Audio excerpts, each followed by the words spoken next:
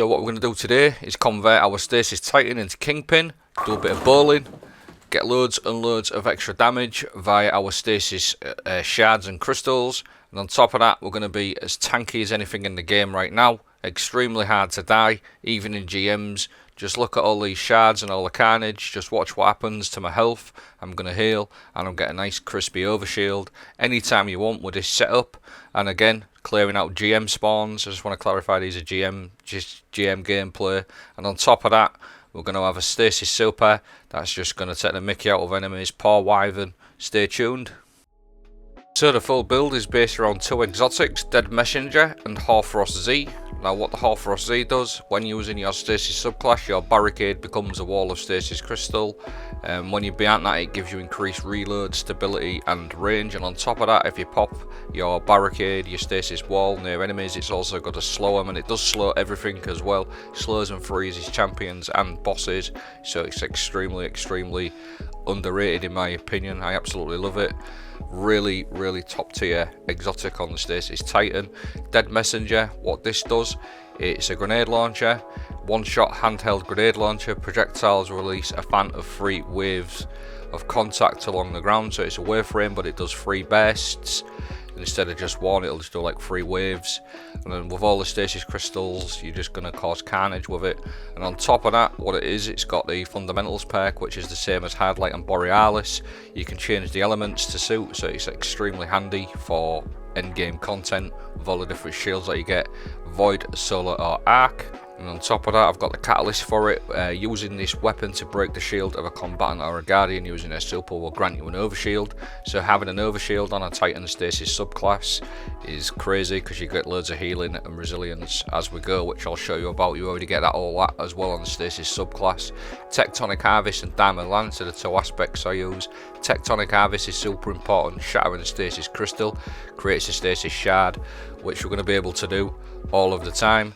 Diamond Lance, shatter or defeat targets with stasis abilities, or a stasis weapon creates a stasis lance. It's like a sphere where you can go run around with it and freeze targets as well. So that's just another way of freezing and slowing targets on top of everything else that we've already talked about. And then Glacier Grenade is another super important one. That paired with the Hoarfrost Z, you're just going to have an infinite amount of stasis crystals everywhere you go, which you're going to be able to shatter and create shards via the aspects. Tectonic Harvest, Whisper of Chains while you're near frozen targets or friendly stasis crystals, you take reduced damage. You're always going to have that one up all of the time because we're always going to have our Glacier Grenade, we're always going to have our stasis wall. So Whisper of Chains is always proc, so you're super tanky. Whisper of Fissures is another important one. Increase the damage and the size and the burst of stasis when you destroy a stasis crystal or defeat a frozen target. So you're going to get loads of extra damage on that, and it's absolutely ridiculous the amount of damage you can do with this Whisper of Fissures. Whisper of Shards, shattering a stasis crystal temporarily boosts your grenade recharge rate, and it gives you 10 resilience. As long as you break stasis crystals, you're going to get a nice discipline boost, which we're going to do all the time on this build. So Tectonic Harvest and Whisper of Conduction works really nice together. You get all them shards coming towards you. Whisper of Change, you're going to get loads of healing, loads of damage reduction, from the Whisper of Conduction. And on top of that, we've also got Whisper of Rhyme and Tectonic Harvest. They work really nice together because all the shards that you create, they're actually going to heal you as well and give you an overshield. So back to some gameplay. Again, just clarify, it's GM gameplay, and let me tell you, this build is absolutely nutty. It is so good. You're going to be able to destroy spawns of GM level enemies at will, and on top of that, you'll always notice that I've got a nice crispy overshield going quite a lot of the times, and if not, I'm healing from the stasis shards. This is why I like to run Hoarfrost Z over everything, because you can just literally heal yourself whenever you want. If you're ever in the doo-doo, you can pop your crystal like that, your barricade, and you smash it, and it's going to heal you and give you an overshield like so. So it's super strong. Or you can also use your stasis crystals for being aggressive like so. Always going to slow enemies. If you're in the doo-doo, you can slow your enemies. And then it is the Stasis Lance now, so it's crazy like the amount of extra kills you can get with the fragments and the aspects that I've got set up. You kill 5, 6, 7 enemies at a go, even doubles, just like randomly. You're just going to get loads and loads of extra damage from the Whisper of Fissures against the frozen targets or the stasis crystals. Again, this is a GM level spawn, look, and it's just wiped all them out and it's healed me, and I'm pretty tanky. And I'm also, what you'll notice on that bottom left as well, I'm also charged with light, and I've also got like other stuff going on like high energy fire, which I'll go more into at the moment. I'm always going to have extra damage on all my weapons, 20% extra damage on the fly, healing, and then again, just to say, clearing out just adds with ease, to be honest with you. Absolute carnage. So I'm just going to talk on the Stasis Super, especially in Glassware. It absolutely rinses wyverns. Look at the state of that. One shoulder charge and he was dead while she was in your super. And not only that, it pushes them out the way. Get out my room. What you doing? Don't want you in here. Get out. Don't want you to cause us a wipe. It's absolutely crazy. Really strong. It don't work the best against every single enemy, but against wyverns it absolutely rips them a new one.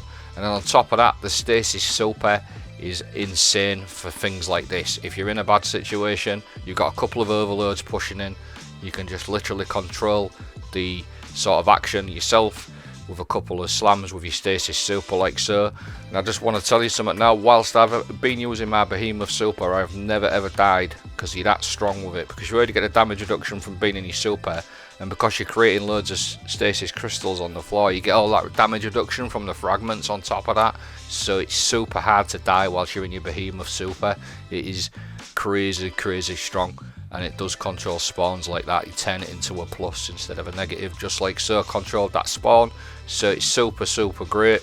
I absolutely love it. And again, just more overloads pushing in without us knowing, just slowing the gameplay down, just slowing everything. I'm just going to get my teammate up nice and slowly. Everything there is just stood in place. They're frozen to death with a stasis, and we turn again into that situation from a negative into a positive just by popping your super. The way I've got this build set up, I've got things like blast radius going as well and high energy fire, so we're always going to get extra damage on our weapons, especially the grenade launcher, dead messenger. Again, just want to touch on that thing. It's absolutely great. I absolutely love it. I've been thinking about a build to use for it since I got it, to be honest. I've tried a couple, and this build I think is probably the best I've used on it, to be fair. You can just change the element to match, like so he was void, so I've just changed it to void because it's got that fundamentals perk on it, like the hard light, so it's super handy. Just some more clips of this Titan Stasis Super now. Just look at this. This is like a 1600 lost sector here. I know you've seen it in the GMs, but again, just for like solo stuff as well, it's absolutely nuts. You're just going to see carnage everywhere. So that's pretty much everything to the gameplay. The things that I've got left to show you now is my mods on my armour, because that's quite important as well. I've also, like I said, I've got things like high energy fire going and blast radius for my grenade launcher, so I'm going to get a nice damage bonus on my grenade launchers and my other weapons too. So stay tuned, I'll show you my mods. So this is the last piece of the video now. I've always liked to explain my mods that I run rather than just leave a build card. I think it's more beneficial that way, but I always leave a dim link anyway, so it's cool if you don't want to listen to this bit. Elemental Shards is one I run. Stasis Shards count as elemental wells for you, so having an infinite amount of elemental wells via tectonic harvest, because they're going to create shards, and then elemental shards is going to act as elemental wells. Now I prioritise Font of Wisdom. Picking up an elemental well that matches your subclass energy type grants you a temporary significant increase in your intellect. It gives you 100 intellect every time you pick one of them up. So elemental shards, Font of Wisdom, work really nice together. It maxes your intellect out, and the super's absolutely fantastic for end game stuff. The other one that I like to run is Elemental Charge. Becoming charged with light by picking up an elemental well. If the elemental well element matches your subclass, it gives you ×2. So having that to get charged with light, and I also like to run this one, Blast Radius. Becoming charged with light by rapidly defeating combatants with grenade launchers or rocket launchers. Works really nice with grenade launchers, especially dead messenger, so that's another way of becoming charged with light.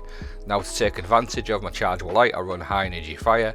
While charged with light, you get a 20% damage increase to all of your weapons, but in particular Dead Messenger, because it is the grenade launcher that works really nice with a blast radius. And then the last two other ones that I like to run on my class item is a bomber. I run double bomber because every time I put my stasis barricade down, my class ability, that's going to give me big chunks towards my grenade energy back as well.